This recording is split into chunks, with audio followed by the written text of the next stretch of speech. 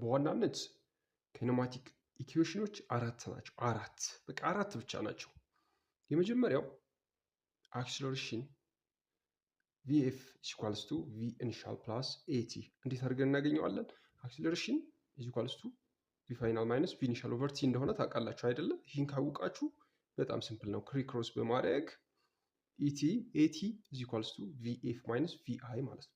ስለዚህ አክስለሬሽን ታይም ቲ ፕላስ ቪ ኢኒሻል ኢኳልስ ቱ ቪኤፍ ይሰጣችኋል ማለት ነው። ስለዚህ ቪ ፋይናል ኢኳልስ ቱ ቪ ኢኒሻል ፕላስ ኤቲ። ይህ ምን ማለት ነው? አክስለሬሽን ኦልዌይስ የሬት ኦፍ ቼንጅ ኦፍ ቬሎሲቲ ስለሆነ እንደምታውቁት ኢኒሻል ቬሎሲቲ ያላችሁ ፋይናል ቬሎሲቲ ያላችሁ ያን ፋይናል ቬሎሲቲ ደግሞ አቺቭ ያደረገበት ታይም አለ ማለት ነው። ስለዚህ ይህንን ታይም በአክስለሬሽን ስታበዙ ቪ ፋይናል ማይነስ ቪ ኢኒሻል ነው ማለት ነው። ከዛ በኋላ ይህችን ቪ ኢኒሻልን ወደዚህ ስታሻግሯት ቪ ፋይናል ታገኛላችሁ። ይሄ አንዱ የካይነማቲክስ ሜጀር ኢኩዌሽን ነው ማለት ነው።